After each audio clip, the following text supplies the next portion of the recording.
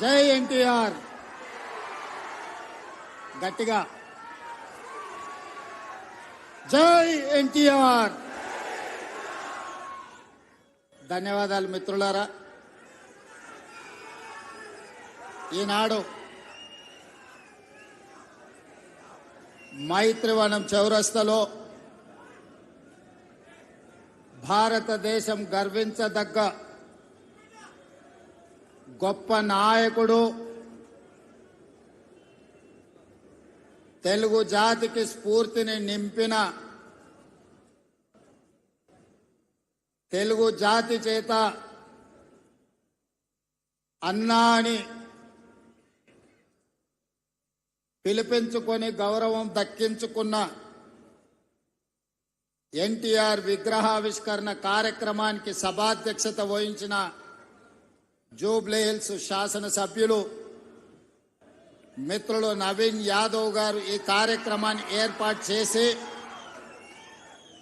నాతో పాటు ఈ కార్యక్రమంలో తెలంగాణ కాంగ్రెస్ పార్టీ అధ్యక్షులు మిత్రులు మహేష్ కుమార్ గౌడ్ గారిని, సహచర మంత్రివర్గ సభ్యులు తుమ్మల నాగేశ్వరరావు గారిని, హైదరాబాద్ ఇన్ఛార్జ్ మంత్రివర్యులు మిత్రులు పొన్నం ప్రభాకర్ గారిని, మరొక సహచర మంత్రివర్గ సభ్యులు అజరుద్దీన్ గారిని, అదేవిధంగా మేమందరం అభిమానించే నాయకులు మండవ వెంకటేశ్వరరావు గారిని, రాజ్యసభ సభ్యులు అనిల్ కుమార్ యాదవ్ గారిని, మరో రాజ్యసభ సభ్యులు వేం నరేందర్ రెడ్డి గారిని, షేర్లింగంపల్లి శాసనసభ్యులు అరకపూడి గాంధీ గారిని, అదేవిధంగా తెలుగు కాంగ్రెస్ పార్టీ నాయకులు బండి రమేష్ గారిని, అదేవిధంగా నల్గొండ పార్లమెంట్ సభ్యులు మిత్రులు కుందూరు రఘువీర్ గారిని, నాగార్జున సాగర్ శాసనసభ్యులు జయవీర్ గారిని, అదేవిధంగా మన అందరి అభిమాన నాయకుడు ఎన్టీ రామారావు గారి యొక్క కుటుంబ సభ్యులు మిత్రులు రామకృష్ణ గారిని, మోహనకృష్ణ గారిని, ఇతర కుటుంబ సభ్యులను, అదేవిధంగా మిత్రులు మోహన్ బాబు గారి పుత్రుడు మంచు మనోజ్ గారిని, అదేవిధంగా సినిమా దర్శకులను, ఇతర నాయకులను, బోయపాటి శ్రీనివాస్ గారిని, ఇతర నాయకులను, సినిమా కళాకారులను, అన్నగారి అభిమానులందరినీ ఆహ్వానించి ఇంత గొప్ప కార్యక్రమాన్ని ఏర్పాటు చేసిన నిర్వాహకులకు అందరికీ మనస్ఫూర్తిగా ధన్యవాదాలు, అభినందనలు తెలియజేస్తున్న మిత్రులారా, భారతదేశ చరిత్రను ఎవరు చదవాలన్నా, భారతదేశ చరిత్ర నుంచి ఎవరు స్ఫూర్తి పొందాలన్నా ముగ్గురు జాతి రత్నాల గురించి ఖచ్చితంగా మనం స్మరించుకోవాల్సిన అవసరం ఉన్నది. మొదటివాడు భారతదేశానికి రాజ్యాంగాన్ని అందించి దళితులకు, గిరిజనులకు, ఆదివాసీలకు ఈ దేశ ప్రధానమంత్రితో సమానంగా ఓటు హక్కును ఇవ్వడమే కాకుండా ఈ తాడిత పీడిత వర్గాల యొక్క అభ్యున్నతి కోసం ఈ రాజ్యాంగాన్ని రచించి, అదే కాదు ఆనాడు మహిళలకు ఓటు హక్కు లేదు. అమెరికా లాంటి దేశంలో మహిళలకు ఓటు హక్కు కావాలంటే కొన్ని దశాబ్దాలు కొట్లాడిన తర్వాత అమెరికాలో మహిళలకు ఓటు హక్కు వచ్చింది. కానీ డాక్టర్ బాబాసాహెబ్ అంబేద్కర్ పురుషులతో సమానంగా మహిళలకు ఓటు హక్కు ఇచ్చి, రాజులకు, చక్రవర్తులకు సమానంగా దళిత వాడల్లో ఉండే పేదలకు ఓటు హక్కు ఇచ్చి, తమను ఎవరు పరిపాలించాలి, ఎవరు శాసనాలు చెయ్యాలి అనంటే పేదవాడే నిర్ణయించుకునే ఓటు హక్కునిచ్చిన డాక్టర్ బాబాసాహెబ్ అంబేద్కర్ను మొదట మనము స్మరించుకోవాల్సిన అవసరం ఉన్నది, గుర్తించవలసిన బాధ్యత మన మీద ఉన్నది. ఇక రెండవ తరం ఇందిరాగాంధీ. ఇందిరాగాంధీ అంటే ఒక ఉక్కు మహిళ. ఈ మహిళా స్ఫూర్తి ప్రపంచ దేశాల ముందు ఈ దేశాన్ని తలెత్తుకొని నిలబెట్టే విధంగా ఒకనాడు రాచరికాలు, రాజభరణాలు, జమీందారులు, జాగీర్దారులు, భూస్వాముల చేతుల్లో లక్షలాది కోట్లాది ఎకరాల భూములు ఉన్నప్పుడు అధికారం వాళ్ళ చేతుల్లోనే ఆయుధమై పేదలను హింసిస్తున్నప్పుడు ఈ దేశ ప్రధానమంత్రిగా బాధ్యత చేపట్టిన శ్రీమతి ఇందిరాగాంధీ గారు రాజభరణాలను రద్దు చేయడమే కాదు, భూస్వాముల దగ్గర, జమీందారుల దగ్గర ఉన్న కోట్లాది ఎకరాల భూములను ఆనాడు ఈ ప్రాంతంలో నిరంకుశ నిజాం సర్కార్కు వ్యతిరేకంగా సాయుధ రైతాంగ పోరాటం చేసి భూమి కోసం, భుక్తి కోసం, విముక్తి కోసం యుద్ధమే చేసిన పేదల కోసం భూ సంస్కరణలు తీసుకొచ్చి భూమి రాజుల దగ్గర ఉన్న, భూస్వాముల దగ్గర ఉన్న ఆ భూములను ప్రభుత్వం గుంజుకొని అసైన్మెంట్ పట్టాల పేరు మీద లక్షలాది ఎకరాలను దళితులకు, గిరిజనులకు, ఆదివాసీలకు పంచిపెట్టి భూమి హక్కును ఈ పేదలకు అందించిన గొప్ప నాయకురాలు శ్రీమతి ఇందిరాగాంధీ గారు. ఈనాడు జరుగుతున్న పరిణామాలు చూస్తున్నాం, యుద్ధాలు చూస్తున్నాం, యుద్ధాలలో భారత ప్రధానమంత్రుల లొంగుబాటును చూస్తున్నాం. కానీ 1971లో ఇండియా పాకిస్తాన్ యుద్ధం జరిగినప్పుడు యుద్ధంలో పాకిస్తాన్ను ఓడగొట్టి బంగ్లాదేశ్ను విడగొట్టి అమెరికా ప్రెసిడెంట్ను భారత్ రాజకీయాలలో మీరు కలగజేసుకోకండి, కలగజేసుకుంటే భారతదేశం ఊరుకోదు అని అమెరికన్ ప్రెసిడెంట్ను హెచ్చరించిన భారత ప్రధానమంత్రి శ్రీమతి ఇందిరాగాంధీ గారు. ఈనాటికి ప్రపంచ దేశాలలో ఈ దేశం యొక్క గొప్పతనం, గౌరవం, నాయకత్వ లక్షణాలను చాటి చెప్పిన ఉక్కు మహిళ శ్రీమతి ఇందిరాగాంధీ గారు. వారిని స్మరించుకోవాల్సిన అవసరం ఈ దేశంలో రాజకీయాలలో ఉండే ప్రతి ఒక్కరికి, ఈ యువతరానికి అవసరం ఉన్నది. ఇక మూడో తరం, ఆ తరం గురించి నేను చెప్పాల్సిన అవసరం లేదు.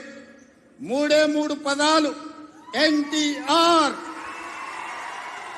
ఈ 3 అక్షరాలు నీతి, నిజాయితీ, నిబద్ధత, ఉక్కు సంకల్పం కలిగిన నాయకుడు ఎవరైనా ఉన్నారు ఈ దేశంలో అంటే తెలుగు జాతి గర్వించదగ్గ బిడ్డ ఎన్టీఆర్. డాక్టర్ బాబాసాహెబ్ అంబేద్కర్, శ్రీమతి ఇందిరాగాంధీ, అన్న ఎన్టీఆర్ ఈ భారతదేశ జాతి రత్నాలు. ఈ జాతి రత్నాలు ఈ దేశం ఉన్నంతకాలం, మానవుల మనుగడ ఉన్నంతకాలం వారి కీర్తి ప్రతిష్టలు, వారి నిర్ణయాలను మనం స్మరించుకోవాల్సిన బాధ్యత ఈ రోజు మన అందరి మీద ఉన్నది. మిత్రులారా, ఈనాడు ఈ కార్యక్రమం తీసుకుంటున్నప్పుడు చాలా మంది చాలా రకాలుగా మాట్లాడుతున్నారు. కాంగ్రెస్ పార్టీ ముఖ్యమంత్రి, పిసిసి అధ్యక్షుడు ఎన్టీఆర్ గారి విగ్రహాన్ని ఏ విధంగా ఆవిష్కరిస్తారు, లేదా ఎన్టీఆర్ గారిది ఆంధ్రప్రదేశ్ హైదరాబాదు నగరం నడిపొడ్డున ఎన్టీఆర్ విగ్రహాన్ని పెడతారా అని కొంతమంది మాట్లాడుతున్నారు. ఈ రోజు నేను స్పష్టంగా ఒక మాట చెప్పదలుచుకున్నా. కులాలకు, మతాలకు, ప్రాంతాలకు, భాషలకు అతీతంగా ఈ దేశం గర్వించదగ్గ నాయకుడు ఎన్టీఆర్. ఆ ఎన్టీఆర్ స్ఫూర్తి హైదరాబాదు నగరం నడిపొట్టున వారి స్ఫూర్తితో పరిపాలన అందిస్తున్న మా ప్రభుత్వం అమీర్పేట్ చౌరస్తాలో మైత్రి వనంలో ఈ దారిలో వెళ్లే ప్రతి వాడికి ఒక స్ఫూర్తిని నింపడానికే ఈ రోజు వారి విగ్రహాన్ని ఇక్కడ మేము ఆవిష్కరించుకున్నాం. ఇది విగ్రహం కాదు, ఇది ఒక స్ఫూర్తి, ఇది ఒక గొప్ప అనుభూతి. ఒక ముఖ్యమంత్రిగా ఎన్టీఆర్ విగ్రహాన్ని ఆవిష్కరించడం అంటే నాకు జీవిత కాలం గుర్తుండిపోయే ఒక మధుర సంఘటన. ఎవరు ఏమనుకున్నా, ఎవరు ఎలాంటి విమర్శలు చేసినా నేను జడవదలుచుకోలేదు. నేను చెప్పదలుచుకున్నా, ఆనాడు శ్రీమతి ఇందిరాగాంధీ గారు ఈ తెలంగాణ ప్రాంతం నుంచి ఒక పివి నరసింహారావు గారిని, ఒక మర్రి చెన్నారెడ్డి గారిని, ఒక పి శివశంకర్ గారిని, ఒక వెంకటస్వామి లాంటి నాయకులను అందిస్తే ఈ తెలంగాణ ప్రాంతానికి అన్న ఎన్టీ రామారావు గారు ఓ మండవ, ఓ తుమ్మల నాయకత్వాన్ని తెలంగాణకు అందించిండు. ఓ మాధవరెడ్డి, ఓ జానారెడ్డి నాయకత్వాన్ని అందించిండు. ఓ దేవేందర్ గౌడ్ నాయకత్వాన్ని అందించిండు. ఓ కడియం సిఆరి, ఒక మోత్కుపల్లి నరసింహుల లాంటి నాయకులను ఈ తెలంగాణకు అందించండు. అంతెందుకయ్యా, ఈనాడు ఉపన్యాసాలు ఇస్తున్న బీఆర్ఎస్ నాయకుడు కల్వకుంట్ల చంద్రశేఖర్ రావుకి రాజకీయ భిక్ష పెట్టింది ఎవరు? అన్న లేకుంటేనే మీరు నాయకులు అయ్యిండ్రా? అన్న నీడను బతికిన మీరు అన్నగారి గురించి తక్కువ చేసి మాట్లాడు మీకు మంచిదా? వారే కాదు, వారి పేరు పెట్టుకున్న వాళ్ళు కూడా ఈరోజు నాయకులుగా చలామణి అవుతున్నారు. ఆయన ప్రోత్సాహం ఇచ్చి, ఆయన భుజము తట్టి, ఆయన ఒక అవకాశం ఇచ్చిన ఓ తుమ్మల, ఓ మండల, ఓ మండవ, ఓ జానా, ఓ మాధవరెడ్డి, ఓ దేవేందర్ గౌడ్, ఓ కడియం సిఆరి, ఓ మోత్కుపల్లి నరసింహులే కాదు, తెలంగాణలో నాయకత్వాన్ని వహిస్తున్న కల్వకుంట్ల చంద్రశేఖరరావును కూడా ఎన్టీ రామారావు గారికి గుర్తించే రాజకీయ అవకాశాలు కల్పించిన సంగతి ఎవరు మరవద్దు. ఇది చరిత్ర. ఇంకొంతమంది ఆయన పేరు మీదనే చలామణి అవుతున్నారు. కొంతమంది నకిలీలు ఎప్పుడు ఉంటారు. వాళ్ళ ఆలోచనలు ఎట్లుంటాయో కూడా మనం చూస్తున్నాం.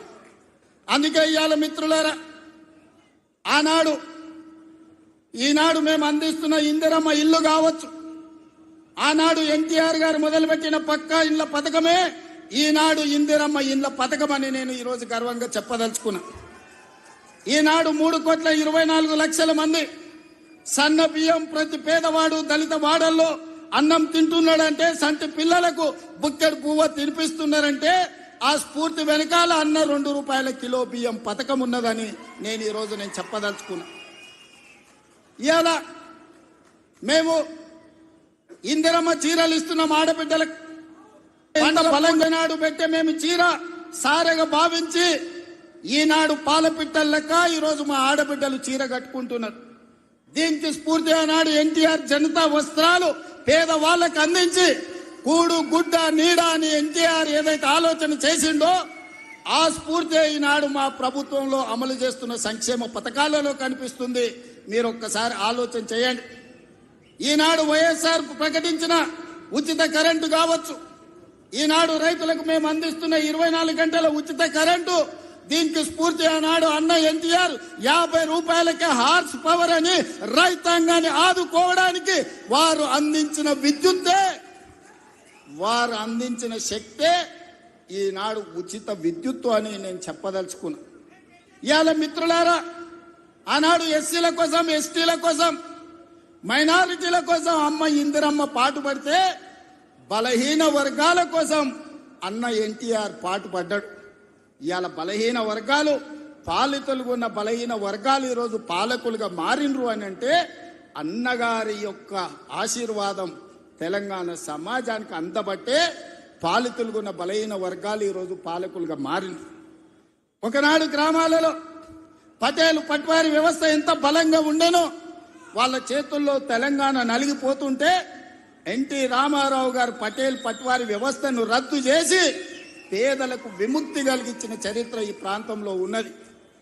ఆనాడు ఇందిరాగాంధీ గారు సాయుధ రైతాంగ పోరాటాన్ని స్ఫూర్తిగా తీసుకొని దళితులకు, గిరిజనులకు, ఆదివాసీలకు భూ పంపకాలు చేపట్టి అసైన్మెంట్ పట్టాలు ఇచ్చి గ్రామాలలో ఉన్న పేదలకు ఆత్మ గౌరవాన్ని ఇందిరాగాంధీ గారు అందిస్తే పటేలు పట్వారి వ్యవస్థను రద్దు చేసి బలహీన వర్గాల ఆత్మగౌరవంతో బతికే అవకాశం ఎన్టీ రామారావు గారు కల్పించిండ్రు. మిత్రులారా, ఇవాళ ఎక్కడైనా చూడండి మా ప్రభుత్వం అమలు చేస్తున్న సంక్షేమం, మా ప్రభుత్వం అమలు పరుస్తున్న అభివృద్ధి ఇందిరాగాంధీ గారో ఎన్టీఆర్ గారో వారి స్ఫూర్తి కనిపిస్తుంది. ఈరోజు ఇందిరమ్మ ఆశీర్వాదం, అన్న ఎన్టీఆర్ స్ఫూర్తి ఈరోజు మా ప్రజా పాలనలో కనిపిస్తుంది, మా ప్రభుత్వంలో కనిపిస్తుంది, మా నిర్ణయాలలో కనిపిస్తుంది. అందుకే ఇందిరమ్మ మాకు ఎంత ముఖ్యమో ఎన్టీఆర్ కూడా అంతే ముఖ్యం. ఇందిరమ్మ ఒక తరం అయితే ఎన్టీఆర్ ఒక శకం. వాళ్ళిద్దరి కలయికనే ఈనాటి ప్రజాపాలన. ఈ ప్రజాపాలన ప్రజలకు అందుబాటులో ఉంది అనంటే ఒక ఇందిరమ్మ స్ఫూర్తి, ఒక ఎన్టీఆర్ యొక్క ఆలోచన విధానం ఈనాడు మేము అమలు చేస్తున్నాం. మిత్రులారా, ఇవాళ మా నిర్ణయాలు మీరు చూసిండ్రు. ఆడబిడ్డలకు ఆర్టీసీలో ఉచిత బస్సు కావచ్చు, ఆడబిడ్డలకి ఈరోజు అదానీ అంబానీలతో పోటీ పడి సోలార్ పవర్ విద్యుత్ ఉత్పత్తి కావచ్చు, ఆర్టీసీలో ఉచిత ప్రయాణమే కాదు, ఆర్టీసీ 1000 బస్సులు ఆడబిడ్డలను యజమానులను చేసి ఈ రోజు వాళ్ళని వ్యాపారాలలో రాణించే విధంగా చేసినాం. ఆనాడు అన్న ఆడబిడ్డలకు ఏ విధంగా ఆస్తిలో హక్కిచ్చిండో ఈనాడు 1 కోటి మంది ఆడబిడ్డల్ని కోటీశ్వరులను చెయ్యాలన్న లక్ష్యంతో మా ప్రజాపాలన పనిచేస్తుంది. మా సీతక్క, మా బట్టి విక్రమార్క గారు దీన్ని అమలు చేస్తున్నారు. ఇవాళ మేము గర్వంగా చెప్పదలుచుకున్నాం, అన్నగారు అదే విధంగా ఇందిరమ్మ స్ఫూర్తితో 1 కోటి మంది ఆడబిడ్డల్ని ఇవాళ కోటీశ్వరులను చెయ్యాలి అని మా ప్రభుత్వం ప్రయత్నం చేస్తుంది. అందుకే మిత్రులారా, ఇవాళ మా ప్రభుత్వం రైతు రుణమాఫీ కావచ్చు, రైతు భరోసా కావచ్చు, రైతులకు ఉచిత కరెంటు కావచ్చు, రైతు రుణమాఫీ 21,000 కోట్ల రూపాయల రద్దు చేసిన విషయం కావచ్చు, ఇవన్నీ రైతుల కోసం మేము అమలు చేస్తున్న సంక్షేమ పథకాలు.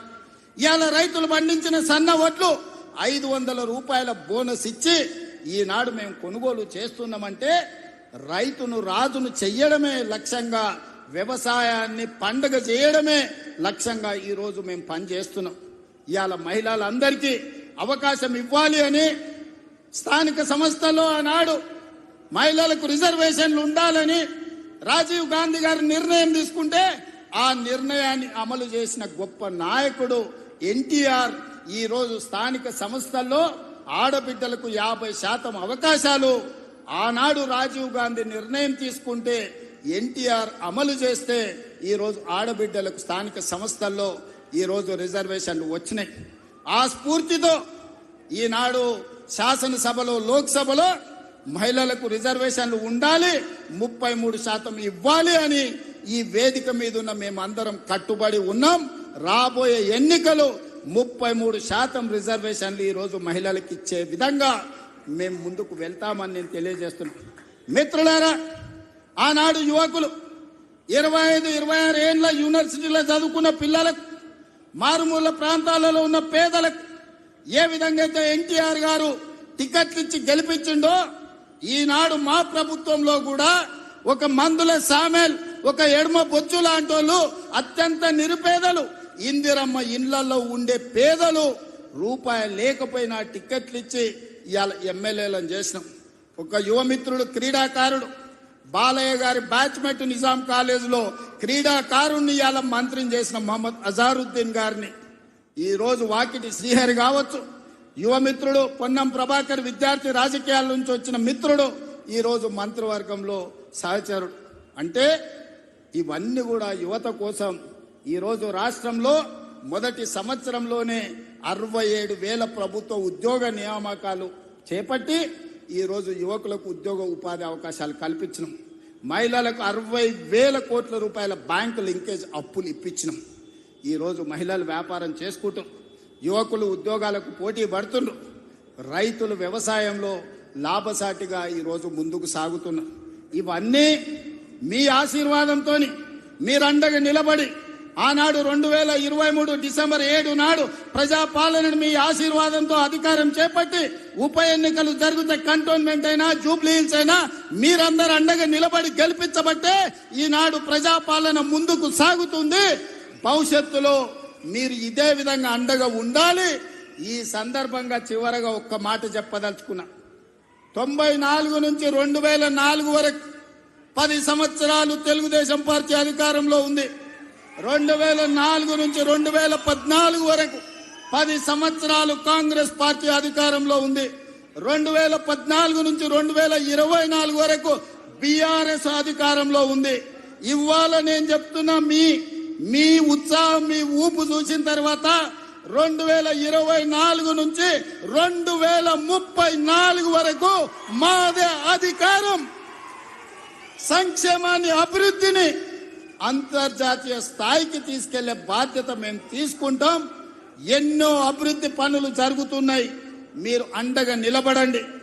హైదరాబాదు నగరాన్ని అంతర్జాతీయ స్థాయిలో అభివృద్ధి చేయడానికి మేము ప్రయత్నం చేస్తున్నాం. ఆనాడు మీ రోజున ఫైనాన్షియల్ డిస్ట్రిక్ట్ కావచ్చు, హైటెక్ సిటీ కావచ్చు, వీటన్నిటినీ చంద్రబాబు నాయుడు గారు ప్రణాళికబద్ధంగా ముందుకు తీసుకెళ్లారు. ఇవాళ మా ప్రభుత్వం 30,000 ఎకరాలలో ఎయిర్పోర్ట్ కి కూతవేటు దూరంలో భారత్ ఫ్యూచర్ సిటీని నిర్మిస్తున్నాం. ప్రపంచాన్ని అక్కడికి తీసుకొస్తాం. ఈనాడు మన యువత ప్రపంచ దేశాలలో దిగ్గజ కంపెనీలకు పనిచేస్తున్నారు. సత్య నాదెల్ల కావచ్చు, శంతను నారాయణ్ కావచ్చు, అజయ్ బంగా కావచ్చు, ప్రేమ్జీ వాత్సవ్ కావచ్చు, వీళ్ళంతా హైదరాబాద్ బాయ్స్. హైదరాబాద్ పబ్లిక్ స్కూల్లో చదువుకున్న వాళ్ళు ప్రపంచ పెద్ద పెద్ద దిగ్గజ కంపెనీలకు సీఈఓలు. ఇవాళ మనం ఎక్కడికో వెళ్ళి ఆ కంపెనీలలో పనిచేయడం కాదు, ఆ కంపెనీలను ఇక్కడికి తెస్తాం, భారత్ ఫ్యూచర్ సిటీలో పెట్టిస్తాం. ఈ కంపెనీలను పెట్టడమే కాదు, అలాంటి కంపెనీలకు తెలంగాణ యువతను యజమానులను చేసే బాధ్యత ఈ ప్రభుత్వం తీసుకుంటుంది. నూతన విధానంతో ప్రోత్సాహకాలు ఇస్తుంది, యువతకు ఉద్యోగ ఉపాధి అవకాశాలు కల్పిస్తుంది. మన నగర అభివృద్ధి కోసం మీరందరూ సహకరించాలి, మీరందరూ అండగా నిలబడాలి. ఇంత గొప్ప కార్యక్రమాన్ని ఏర్పాటు చేసి ఈ కార్యక్రమాన్ని ఒక స్ఫూర్తిని నింపే విధంగా, ఒక ఇందిరమ్మను, ఒక అన్న ఎన్టీఆర్ ను స్మరించుకునే వేదికగా మార్చినందుకు మీ అందరికీ మనస్ఫూర్తిగా ధన్యవాదాలు, కృతజ్ఞతలు తెలియజేస్తూ మీ అందరి దగ్గర సెలవు తీసుకుంటున్న మిత్రులారా.